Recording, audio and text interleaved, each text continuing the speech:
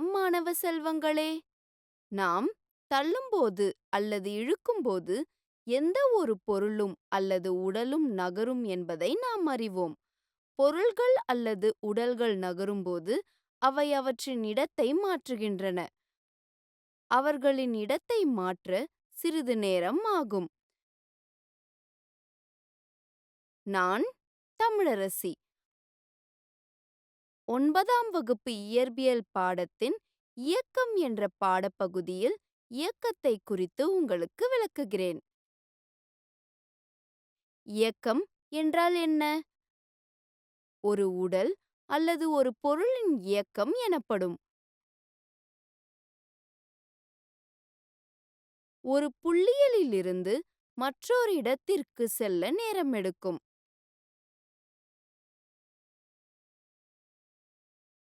கற்றுக்கொள்வீர்கள். நீங்கள் இதை பற்றி தெரிந்து கொள்வீர்கள். தூரம் மற்றும் இடப்பெயர்ச்சி மற்றும் அவற்றுக்கிடையேயான வேறுபாடு, சீரான மற்றும் சீரற்ற இயக்கம், வேகம் மற்றும் திசைவேகம்,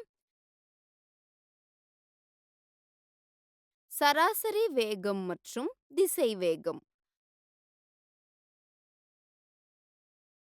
முக்கிய வார்த்தைகள்: தூரம், இடப்பெயர்ச்சி, வேகம்,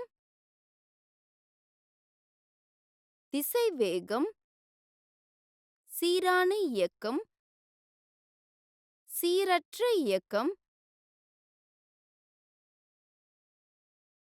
சராசரி விரைவு, சராசரி வேகம், முடுக்கம். இந்த கருத்து வரைபடத்தில் இயக்கத்தின் வகைகளை பார்ப்போம்.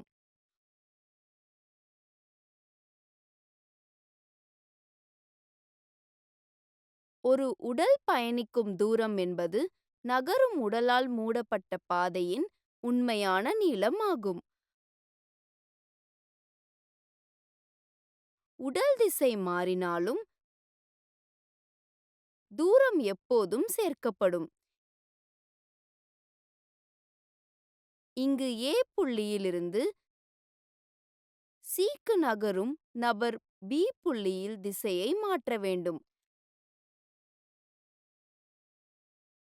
ஆனால் திசை மாறினாலும் தூரம் சேர்க்கப்படும். இடப்பெயர்ச்சி என்பது ஆரம்ப மற்றும் இறுதி புள்ளிகளுக்கு இடையே உள்ள திசையுடன் கூடிய குறுகிய தூரமாகும். புள்ளி A என்பது ஒரு உடல் நகரத் தொடங்கும் தொடக்க புள்ளி ஆகும். மேலும் B என்பது உடல் அசைவை நிறுத்தும் இறுதி புள்ளி ஆகும்.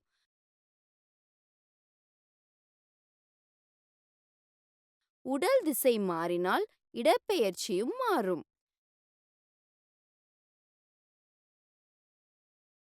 நகரும் உடலின் தூரம் 0 இருக்க முடியாது. நகரும் உடலின் இடப்பெயர்ச்சி 0 இருக்கலாம். ஒரு நபர் ஒரு வட்டப்பாதையில் புள்ளி A, அதாவது ஆரம்ப புள்ளியிலிருந்து நகரத் தொடங்கி சிறிது நேரம் கழித்து மீண்டும் A, அதாவது இறுதி புள்ளியை அடைந்தால் ஆரம்ப புள்ளிக்கும் இறுதி புள்ளிக்கும் இடையில் இடைவெளி இல்லாததால் அந்த நபரின் இடப்பெயர்ச்சி 0 ஆகும்.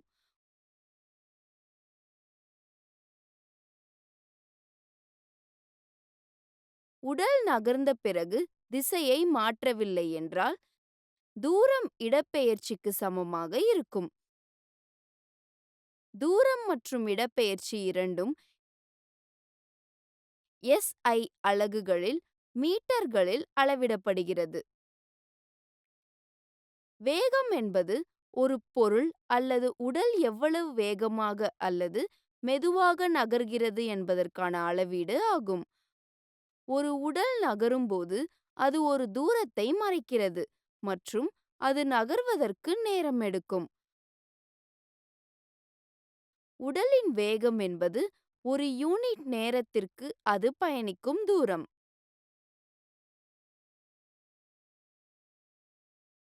திசைவேகம் என்பது ஒரு திசையில் ஒரு பொருளின் வேகம்.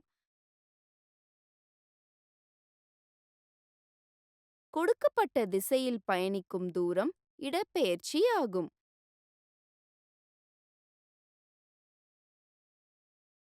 எனவே உடலின் வேகம் என்பது ஒரு அலகு நேரத்திற்கு உற்பத்தி செய்யப்படும் இடப்பெயர்ச்சி ஆகும். உடலின் வேகத்தை மாற்றுவதன் மூலமும் வேகத்தை ஒரே மாதிரியாக வைத்திருப்பதன் மூலமும், ஆனால் திசையை மாற்றுவதன் மூலம் உடலின் வேகத்தை மாற்றலாம். தூரம் மற்றும் இடப்பெயர்ச்சி இரண்டும் SI அலகுகளில் மீட்டர் அல்லது வினாடியில் அளவிடப்படுகிறது.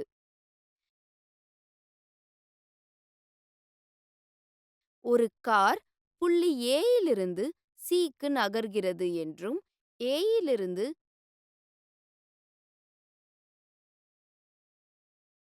C வரையிலான தூரம் சம பாகங்களாக பிரிக்கப்பட்டுள்ளது என்றும் வைத்துக்கொள்வோம். கார் பகுதிகளை மறைக்க அதே நேரம் எடுக்கும். கார் ஒரு சீரான இயக்கத்தை கொண்டுள்ளது. ஒவ்வொரு தூரத்திற்கும் ஒரே நேரத்தை எடுத்துக்கொண்டு சமமான தூரம் பயணித்தால் உடலுக்கு சீரான இயக்கத்தை கொண்டுள்ளது.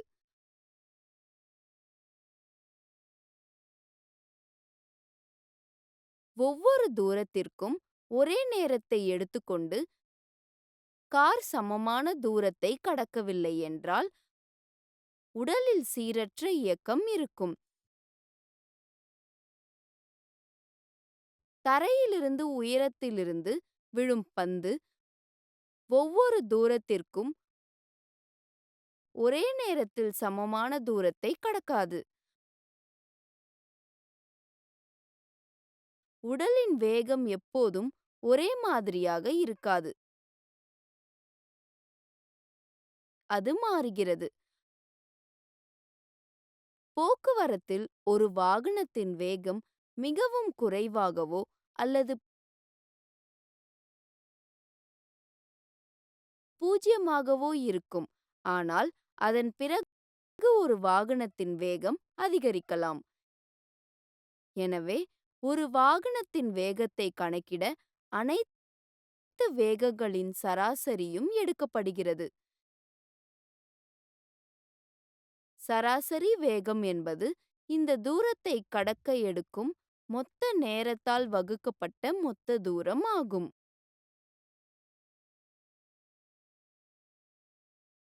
சராசரி வேகம் என்பது உடலின் மொத்த இடப்பெயர்ச்சி என்பது இடப்பெயர்ச்சியை மறைக்க எடுக்கப்பட்ட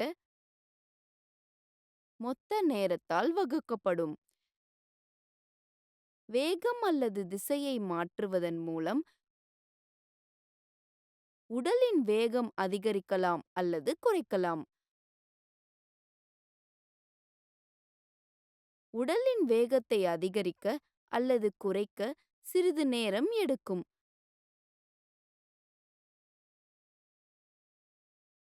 காலப்போக்கில் வேகத்தில் ஏற்படும் மாற்றம் முடுக்கம் எனப்படும். ஒரே நேரத்தில் வேகத்தில் சமமான மாற்றங்கள் நிகழும்போது முடுக்கம் சீரானது.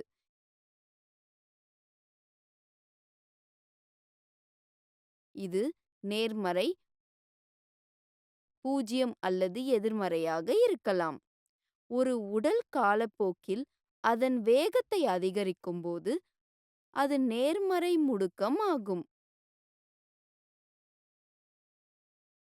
ஒரு உடல் அதன் வேகத்தை காலப்போக்கில் குறைக்கும்போது அது எதிர்மறை முடுக்கம் ஆகும். உடலின் வேகம் காலப்போக்கில் மாறாதபோது உடலின் முடுக்கம் 0 ஆகும். உடலின் முடுக்கம் என்பது காலப்போக்கில் அதன் வேகத்தின் மாற்றம் என வரையறுக்கப்படுகிறது. உடலுக்கு சில ஆரம்ப வேகம் u உள்ளது என்று வைத்துக்கொள்வோம்.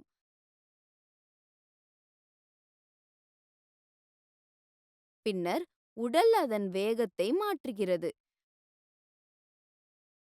உடலின் ஆரம்ப வேகத்தை முடுக்கிவிட்ட பிறகு u மாறுகிறது மற்றும்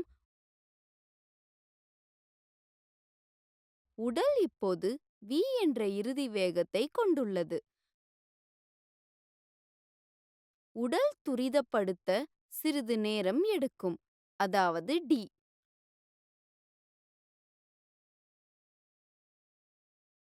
உடலில் a முடுக்கம் உள்ளது. SI அலகுகளில் மீட்டர் அல்லது வினாடி சதுர அடியில் அளவிடப்படுகிறது. உடலின் வேகம் ஒரே நேரத்தில் சமமற்ற அளவில் அதிகரித்தால் அல்லது குறைந்தால் உடலுக்கு சீரற்ற முடுக்கம் இருக்கும். போக்குவரத்தில் ஒரு வாகனத்தின் வேகம் அதே நேரத்தில் சமமற்ற அளவுகளால் அதிகரிக்கிறது மற்றும் குறைகிறது. நினைவில் வைத்துக் கொள்ளுங்கள்,